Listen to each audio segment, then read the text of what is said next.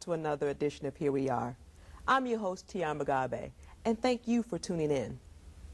You know, generally, consumers know that the apparel industry is big business, and this is evidenced by the many different designer names that you see on the collar tags of the items that you buy. Now, while designing apparel is considered the foundation of the apparel industry, manufacturing product is critical in a successful marketing and distribution process. Now, my first guest recognized this fact, and over 30 years ago, Roy Terry and his family started in the small town of Roanoke, Alabama, Terry Manufacturing Company. Now, since its beginning, the company's special brand of success has made it one of the most innovative small businesses in the United States. Terry Manufacturing is the nation's leading African-American owned apparel manufacturer. Now, this is a distinction which played a pivotal role in the company being the first licensed African-American of the 1996 Olympics. Now, Roy will talk with us about his company and his formula for success. Thank you, Roy, for coming to the program. I know that was a lengthy introduction, but I wanted to make sure I got everything in. Well, thank you very much. Thank you for having me here. Happy to be here in Chicago today. Oh, yes. And we were talking before about the heat in the different climates. I believe the heat in Chicago when it gets hot is a different type of heat than in the South, but we can go into that later. But let's explain to us the business of manufacturing. What you do is manufacturing different clothes, but explain to us that business. Well, in terms of apparel manufacturing, involves a lot of things other than just sewing apparel. Of course, in terms of the various types of apparel that one might do, has a bearing on design. So the first thing that we're likely to do is come up with a concept. That concept is then converted to a design of some type. The design is converted into a first working pattern. The pattern is then converted into production type pattern. The patterns are converted to markers. Markers are used for cutting the fabrics. Fabric is spread up in a cutting room, spread, cut, and then once the cut parts are ready for the sewing room, then we have persons who actually use industrial machines to put the pieces together to construct the garment. Once the garment is made, of course, there are quality control checkpoints, and then, of course, packaging, and then comes distribution, depending on the type of customer.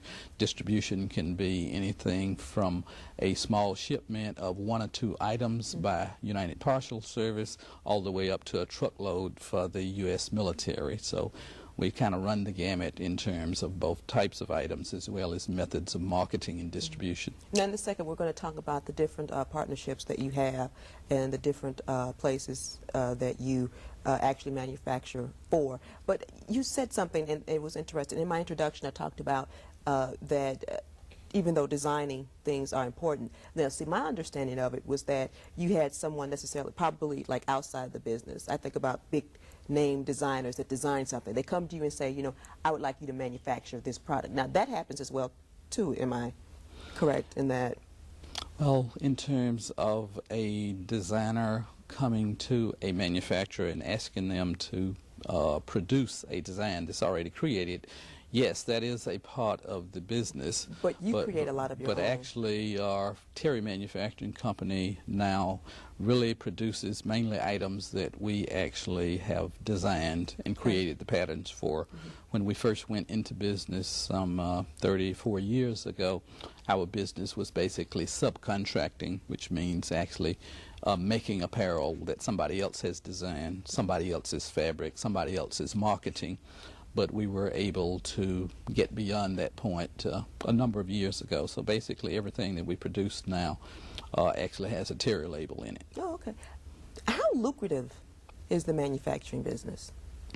Well, the manufacturing business, not just for apparel, but manufacturing overall, is really the backbone of the U.S. economy. Okay, then let's be more specific then, more along the lines of what you do, apparel manufacturing.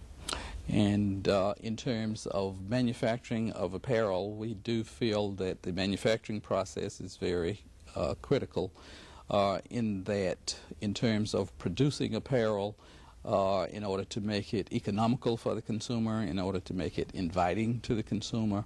All of those things have to tie in order to make the manufactured product something that is really an economically viable product. So manufacturing is extremely important to the U.S. economy. Apparel and textile manufacturing make up one of the biggest employer segments in the nation, as a matter of fact. Now, being a person who loves to shop and shop for clothes, what factors go into determining the prices that you come up with? You said that you like to make sure that it is economically sound enough for the average consumer to purchase. What factors go into doing that? Well, there are a number of factors. One of the biggest factors has to do with the fabric that is involved. Okay. One can design a similar looking garment with fabric that may vary all the way from $2 or $3 a yard up to $15 or $20 a yard. So obviously having, say, 2 yards of fabric in that garment, there'll be a huge difference just from the beginning as far as fabric. Then, of course, secondly, in terms of the amount of labor in the garment, a garment might have only a small amount of labor. It can be very complicated and call for a great deal of labor, so that is another factor. Also, of course, in terms of in the U.S. economy especially, the amount of marketing dollars that are put behind the product, all of that will end up in the price of the garment. Oh, that's interesting. Interesting. So we can piggyback onto a question that I wanted to ask earlier about the different partners that you have, the different groups that you manufacture for. Yes. Well, Terry Manufacturing Company has evolved over the years, and we have several market segments that we actually service. One of the most important is the fast food industry, and our very best customer in that industry is headquartered here in the Chicago area, Macdonald's Corporation. We are one of only 2 suppliers in the nation of uniforms in the Macdonald's restaurant. How many McDonald's restaurants are there? In the U.S., there are about 12,000 restaurants in the U.S., so it's a huge number of employees, okay. And each of those employees will have several sets of uniforms. So all in all, it's a big business, and it is certainly one of our key accounts, and we're very proud to be manufacturers of and suppliers and distributors of uniforms to those McDonald's stores. Okay. And some others, I was reading, I think it was at Burger King? Yes, yeah, we have supplied goods to Burger King. One of our other principal accounts is the U.S. government, the U.S. Department of Defense. We supply battle dress uniforms, specifically camouflage coats for the military, and we have had that partnership for a number of years.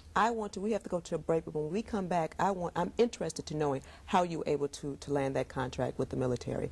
Stay tuned, we'll be right back after this.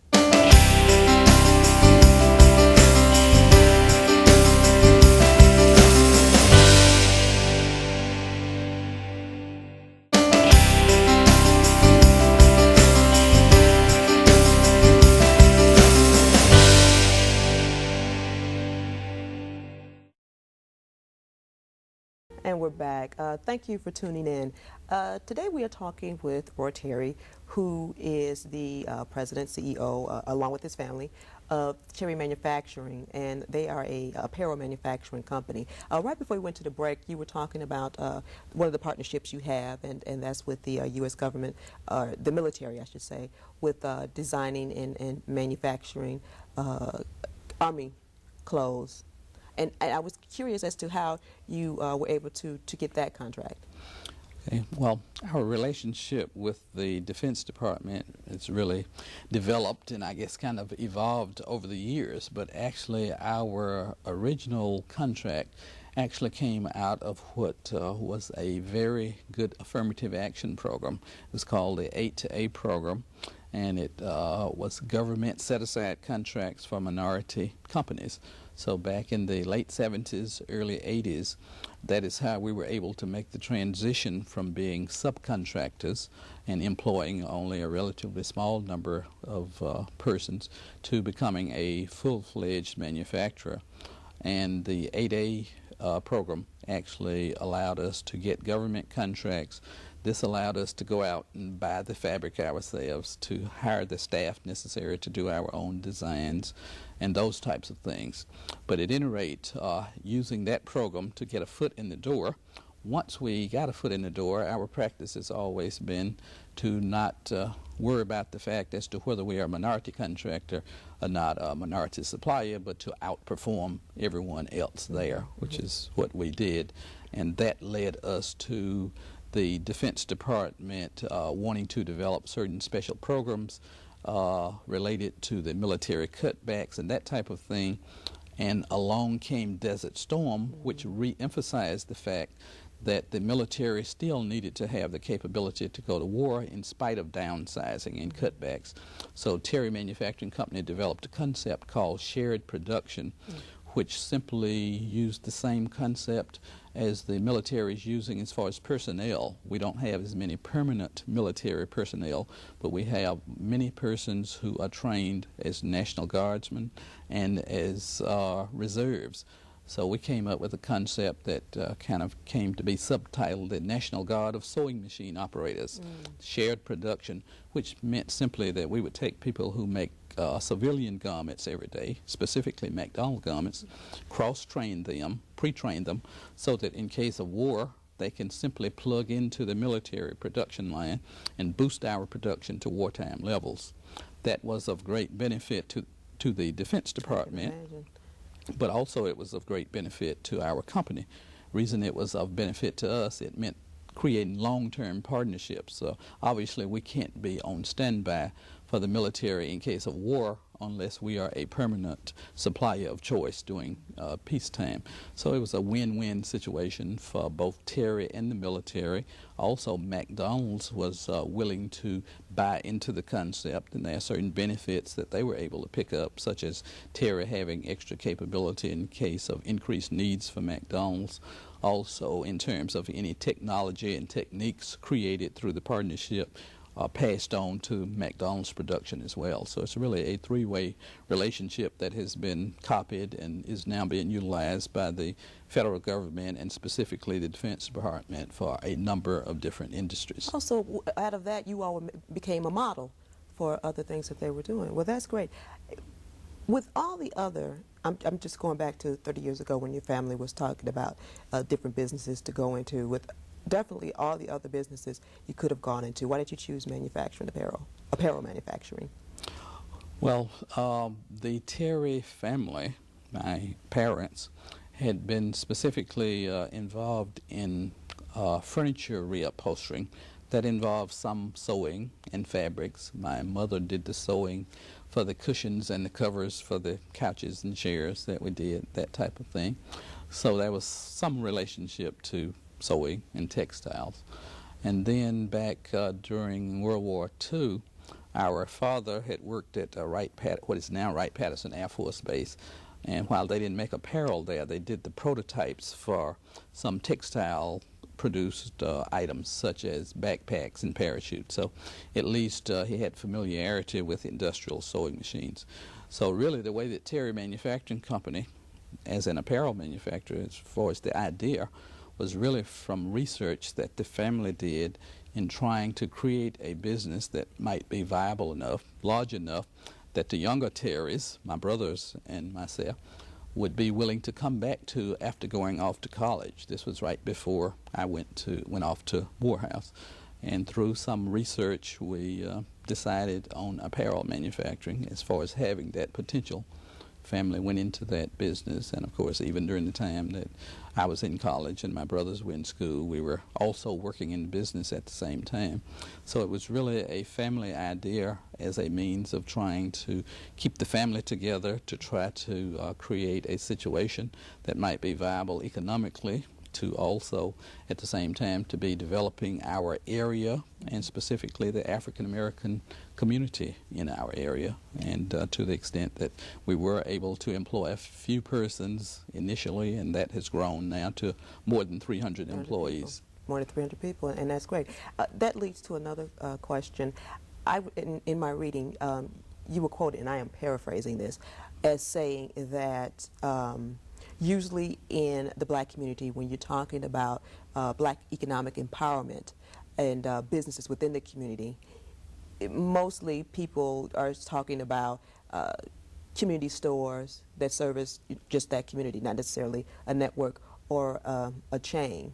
Of course, what you're doing is something different, but can you expound on the thought behind that comment? Well, yes, I think that manufacturing is very important and can be very important to our community in that it is a situation that can greatly change the balance of payments. If you think of our community the same way that you think about a country or a state or whatever, and the balance of payments in our case is horrible. We bring in some income, but then it flows out of the community very rapidly, never comes back. Manufacturing is a means by which, if you think about it, the African American community in Roanoke, Alabama, is actually bringing in income payments from all around the country and to some extent from around the world. We ship a package out of Roanoke, Alabama, and we send out an invoice, and dollars come in from the Macdonald store in Chicago or Los Angeles or New York or wherever, or we send out a shipment and the federal government sends a check back there. That check employs people there in that Roanoke, Alabama area.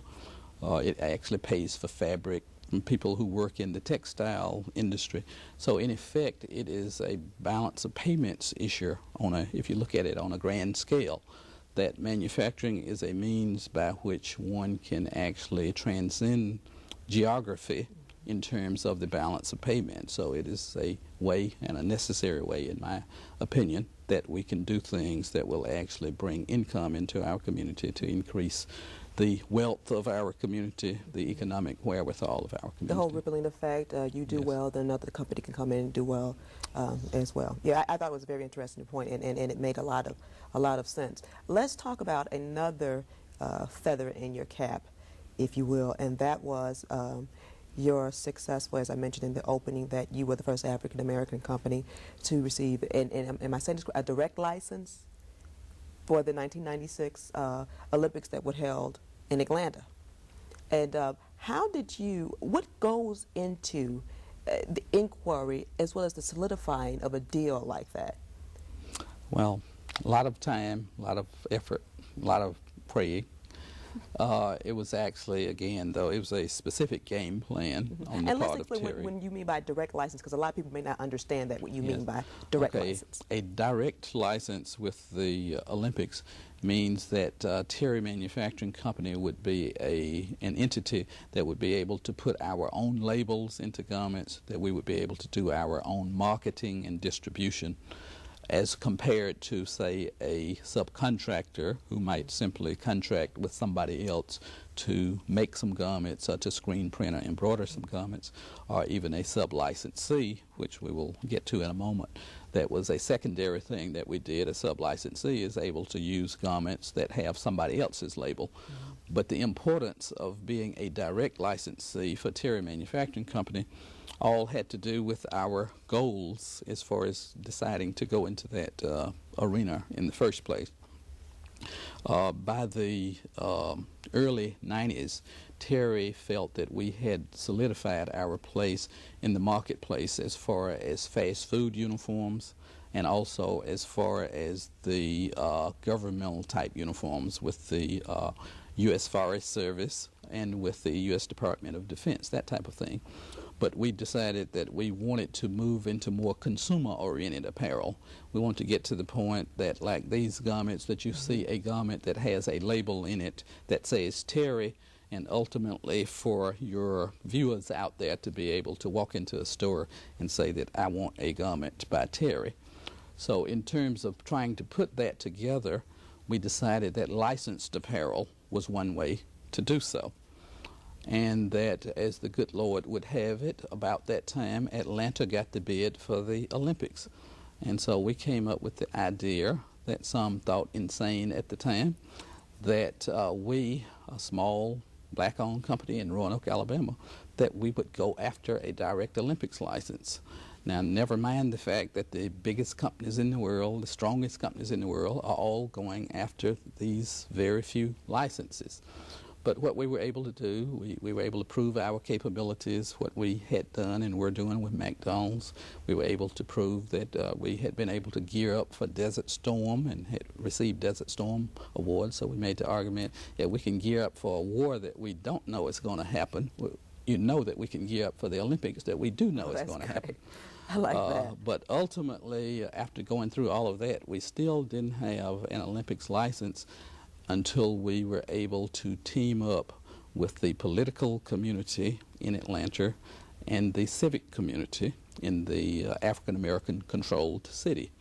And the way that we did that was by coming up with something that we put on the table that no other potential licensee did.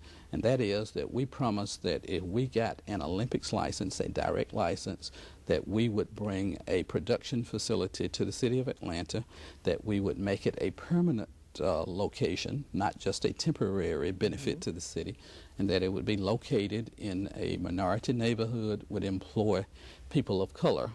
Now, it just so happened that was a goal that we had anyway, already, with or without the Olympics, but it was a good tool. It gave our political friends something to really sink their teeth into. So we already had support from Maynard Jackson and Andy Young and folks like that, but this gave them something to really sink their teeth into. Okay, I want to stop you right there because we have to take a break. We'll pick this up when we come back. Stay tuned. We'll be right back.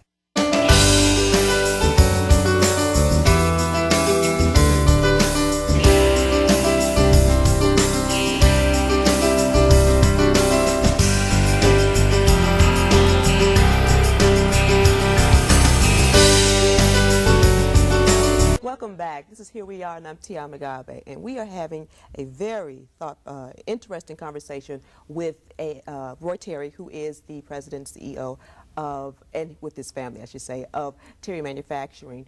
We were talking before we went to break about your endeavor with the Olympics. And you were talking about how you generated the support in the political realm, the business realm. We were talking about national black economic empowerment in action. And it's a fascinating story, and I just want you to continue. Yes. So as I mentioned, what we always do at Terry Manufacturing Company is to try to come up with a way to separate ourselves from the crowd, you know, in terms of why should Terry be the one to get an Olympics license? Why should Terry be the one to be a supplier to Macdonald's or whatever? And of course, in doing so, as I mentioned, we came up with the offer of putting a facility in the city of Atlanta that would employ people in minority neighborhoods, that would have a relationship to the historically black colleges in Atlanta, and of course the political community, that was something concrete that they could sink their teeth into. And of course the political community and the civic community helped us to push the license through. Of course, once the Olympics Committee really got an understanding of how politically correct this could be, then they really bought into the idea also. Well, not only that, but how serious you were about doing this. So once we had the ceremony as far as our Olympics contract signing, we had to keep adding tables to the stage because we had so many politicians. We had all of the top officials of the Olympics Committee there, Billy Payne, and everybody else there. So we were able to get great support once we got the ball rolling. So one would never have thought that the idea was considered just an absolute impossibility. And I should emphasize the fact that we are talking about this being a year-and-a-half process. So it's not like something that we were able to do in a few weeks' time as far as going from point A to point B. But over a period of time, there were a lot of negotiations, a lot of lobbying, a lot of homework on our part, and never forgetting the fact that the first thing to do was to make sure that we were really prepared to do the job. And so once we did that, of course, we still had to come up with the support in order to push it through. Once we did get that direct license, that was for woven apparel. As a matter of fact, some of it similar to the items we see here, denims and wovens and that type of thing. Then, in order to have a line of knit apparel, the T-shirts, sweatshirts, golf shirts, etc., that was actually controlled by another Chicago corporation, Sara Lee Corporation, which was an Olympics sponsor and also had the license for all knit products. So only after we got a direct license, then we were willing to negotiate a deal whereby we were the first and only sub-licensee of Champion products. So therefore, we had access to taking a blank T-shirt, polo shirt, sweatshirt, doing our own designs, our own screen print, our own embroidery, our own distribution, and even our own sale to the department stores of the world, which of course helped our direct license, because with Champion and with the Terry product line, we had a very broad line. And of course, with Olympics added to that, we were able to get a foot in the door in markets that we probably would have been 10 or 15 years, if ever, getting into. So with Olympics, we now have vendor numbers with J.C. Penney, with Spiegel, with the Federated Department stores, and on and on and on. There are very few stores that we don't have. And of course, that was really our strategy to make about 10 years of progress in a year or two's time by utilizing the Olympics. This is a snowball process. That's right. And the real deal and the real goal was to get to the point of having credibility and a presence in licensed and value-added apparel. So that is what we have done now, and that is where our emphasis is now, is to emphasize the licensed apparel, the sports-related apparel, entertainment-related apparel, organization-related apparel, as far as taking a product and making it a value-added product by adding Notre Dame or the Chicago Bears or Rainbow Gear or whatever to that garment, and to actually go into a more consumer-oriented mode with that type of apparel, and that is our emphasis at the moment. Now, that was certainly a motivational story, and I think it would motivate a lot of people that's listening that may even aspire to go into business, maybe not necessarily apparel manufacturing, but any business. At any point throughout that process, did you think that, you know, this is not going to happen? I mean, did you see what was in front of you and say, you know, I don't think this is going to go? Well, I don't think we ever reached that point, but we certainly had some discouraging times when we were just told point blank that you're not going to be able to get a direct license. You'll have to settle for being a subcontractor or sub-licensee or whatever. We certainly ran into that barrier.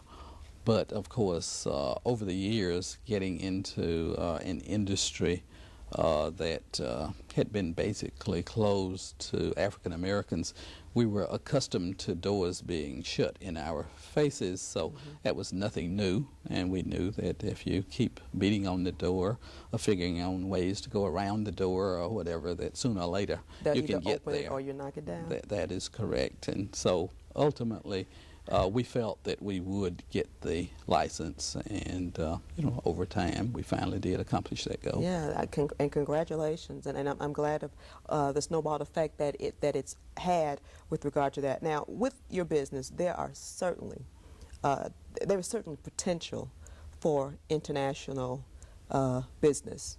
I know you are based in the United States, but there's certainly a great potential for going into international markets with this. Are you doing that? And if not, why? Well, in terms of, from a marketing point of view, we already do some sales internationally, not a great deal. We expect to do a great deal more in the future.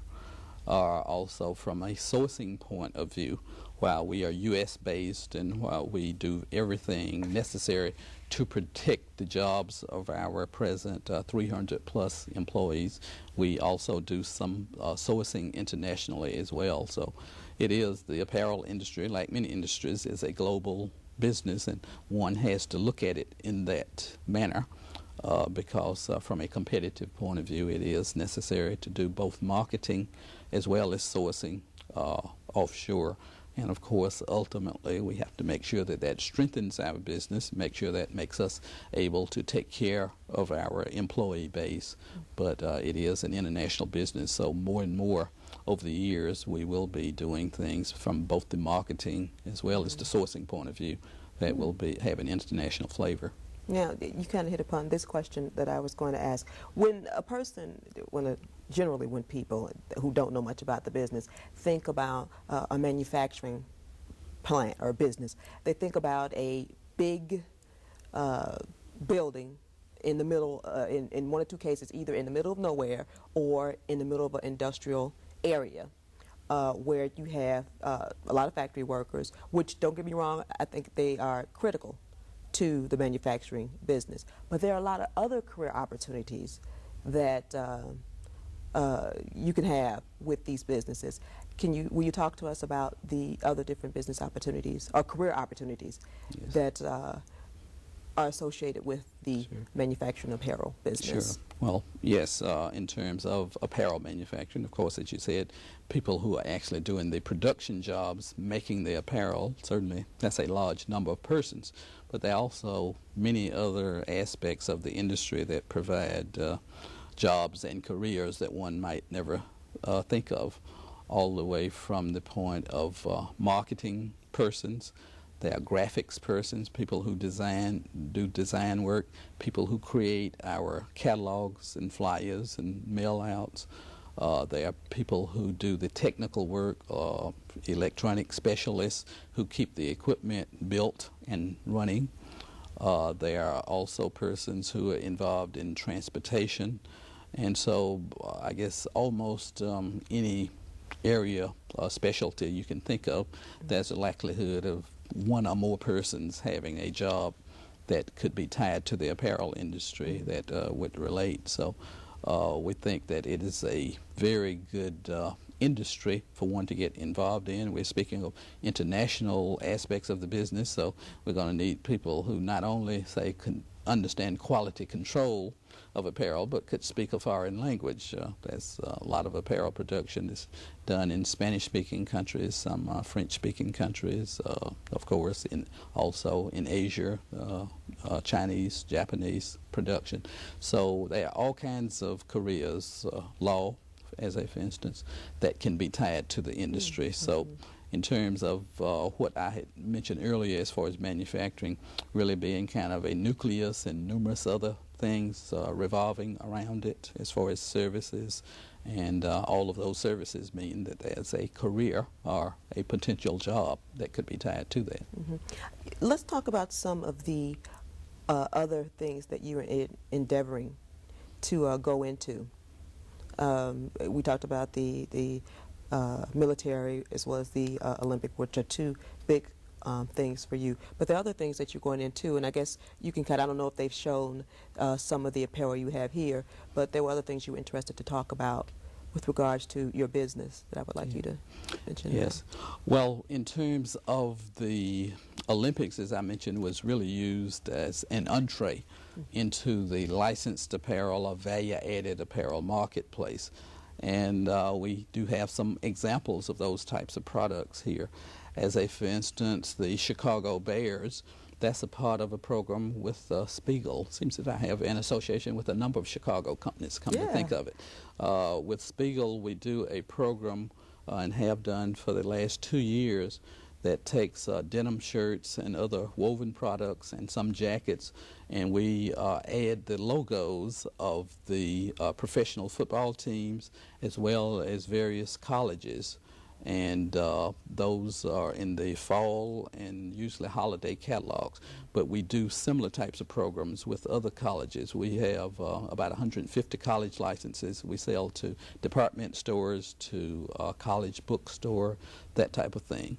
We also have relationships with certain historically black colleges and universities, Morehouse, Tougaloo, and other such schools. Great schools. Great schools, no doubt.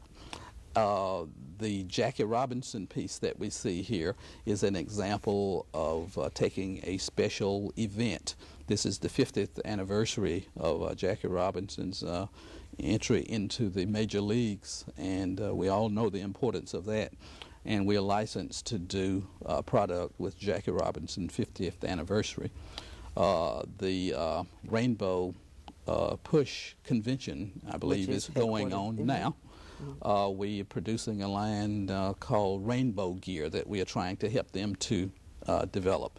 So anytime you take a piece of apparel and relate it to an organization, so as adding some type of a decoration, which is probably done with an embroidery, a screen print, or whatever, that is the type of business that we're going into. It's commonly called licensed apparel, but it really is not necessarily licensed. It's probably better described as value added. But we have a very sophisticated operation in Atlanta that was developed for Olympics, and now it is ongoing as a division of our company in this value added licensed apparel. So that is a major thrust for our company over the coming years. In light of the fact that there is a high level of turnover with black businesses, it is definitely an accomplishment to have been in the community for 30 years and have been as successful as you are. Just to name a few specifics about your company, you employ over 300 employees in different capacities. I don't know what your net worth was. What, like last year you had a very, was it like $20 million? Last year we were about a little over $34 million last year. Excuse me. We've grown a little bit in the last couple of years. What things like that mentioned, what do you feel is your formula for success? What has been your formula for success? Well, I'm not. And you know what? I'll let you think about that. We're going to come right back to get that answer right after this. Stay tuned.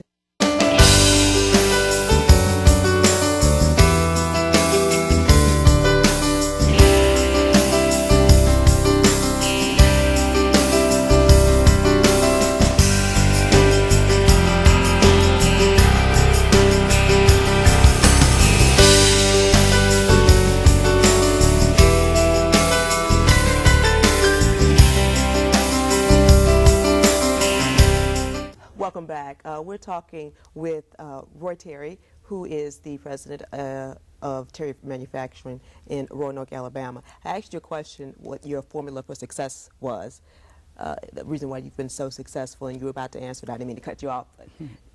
Well, I'm not sure that there's any certain formula that we have. You know, we have made a lot of mistakes over the years, I'm sure, but I'm glad you said that. I am glad you said that, because obviously that's had to happen for you to grow. And I'm sorry, I didn't mean to cut you off, but I'm glad that you mentioned that. All right. Well, I believe you're probably going to come back and ask me about that, so that means I probably shouldn't have brought up the errors.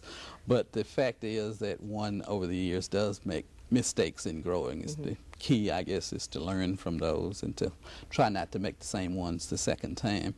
But from the Terry Manufacturing Company point of view, I guess Terry family, going back over generations, has always been very focused on what we tried to do, always been very religious, so I'm sure we wouldn't have come this far without the help of God. But we also have had the situation where we just believe that in order to get something done, you have to set your goals, you have to focus, you have to be willing to sacrifice, and to get the job done, and you've got to do the job better than anybody else.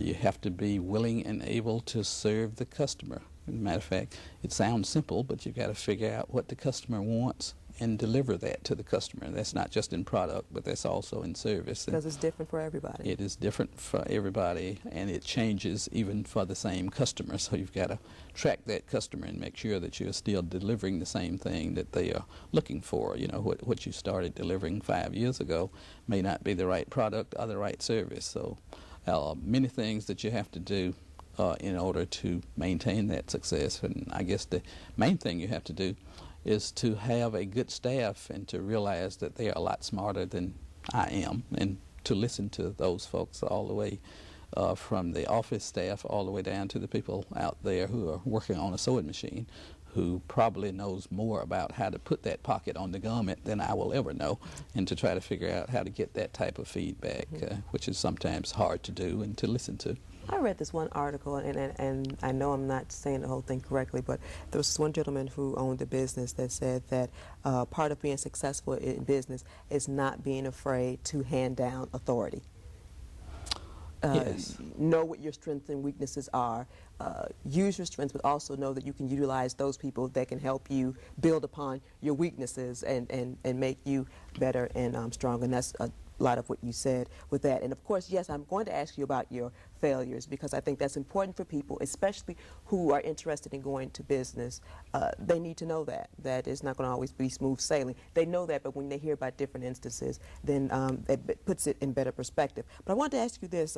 Now, I understand that your company is in the process of doing a private stock offering with some very high-profile people. Can you talk about that? Well, actually, securities laws don't let me really talk about that as such, but I guess I can I can let it suffice to say that our company is developing some very interesting relationships, and I can give some examples of those. For instance, since we're getting into licensed apparel, we think it'll be very helpful the fact that we have a relationship with Warren Moon as for instance, the NFL quarterback. I said high profile. Derek Thomas, Kansas City Chiefs.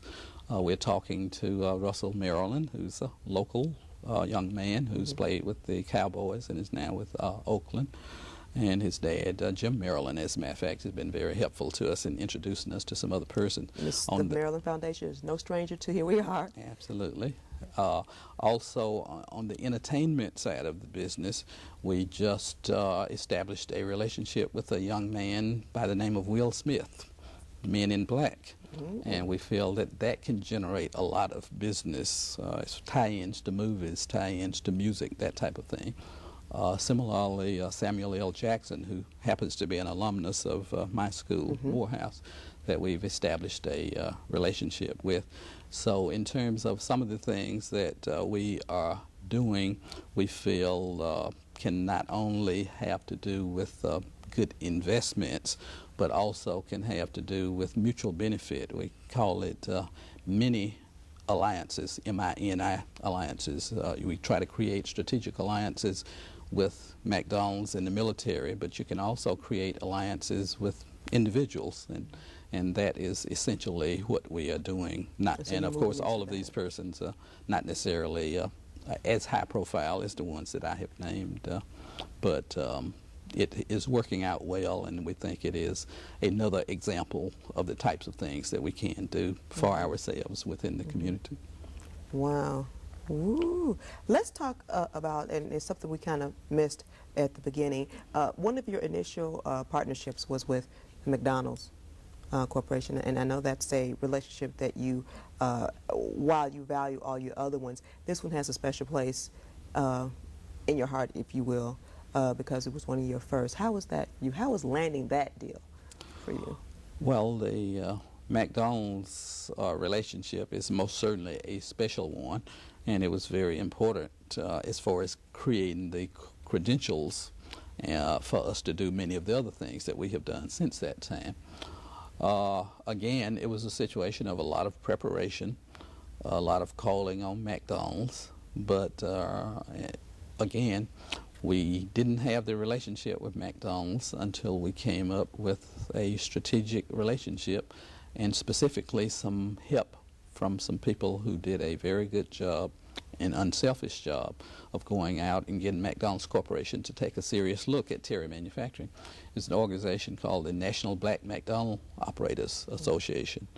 And back at that time in the mid-'80s, among the leadership was a guy by the name of Lee Dunham out of New York, who was the first black operator, I believe, with a truly urban type store here in Chicago. Willie Wilson was one of the persons, and several others. And actually the National Black McDonald Operators Association, when they found out about Terry and the fact that we were calling on the corporation And naturally, many other companies, I'm sure, were calling on McDonald's. Everybody wants to supply uniforms to McDonald's. It's the biggest and most prestigious such account in the world. But the black McDonald operators made a commitment to us that they would get McDonald's corporate to come and take a serious look. Once McDonald's came and took a serious look, then they saw that we did have the ability to produce and to supply the very unique needs of McDonald's. And from that point on, we made sure that we delivered superior service and grew from about 5% of the McDonald's system to close to 50% of the McDonald's system now as far as supplying uniforms. But I think it is a very important point, and it is also something that I think we should try to do anytime we can to pass such things along as far as help within the community. Without the National Black McDonald Operators Association, in my opinion, we would never have gotten the relationship going with McDonald's headquarters. We would have had the same qualifications, we would have been the same Terry, but without that little extra help, it wouldn't have happened. So I think all of us who are in various positions, whether it be in a corporation, whether it be as an all-star athlete now, whether it be as the president of a company such as mine, a show such as yours, that there are always situations in which there's something we can do to further economic development and community development in the African American community.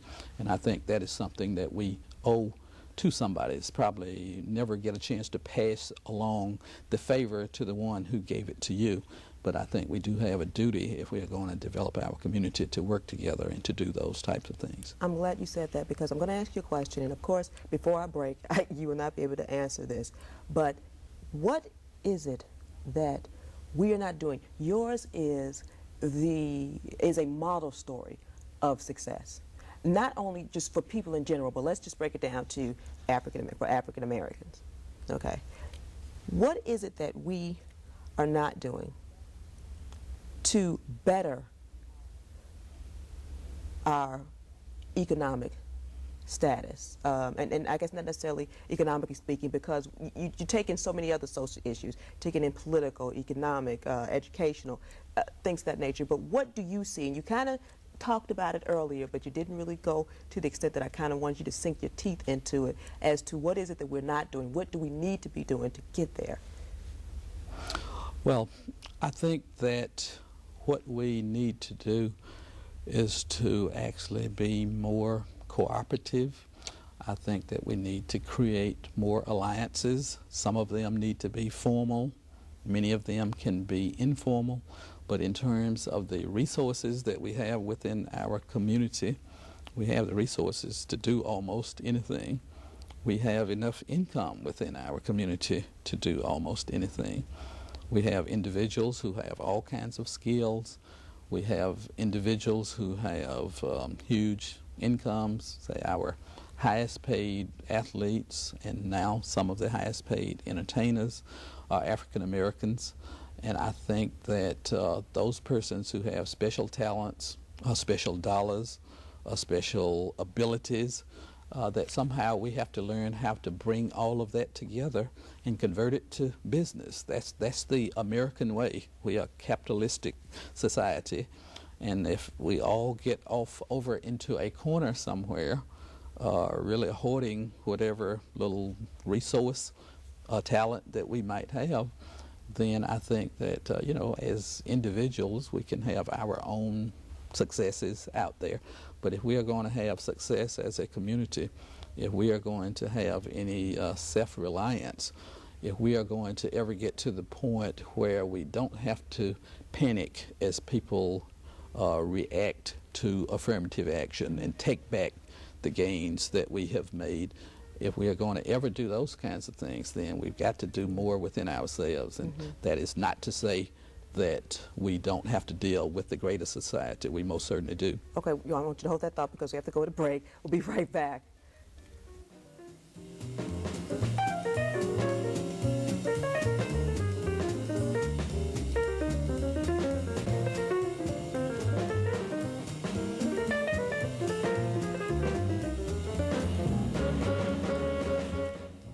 Welcome back. We are in the midst of wrapping up discussion with Mr. Terry, and this has been so exciting. We talked about what we need to do in order to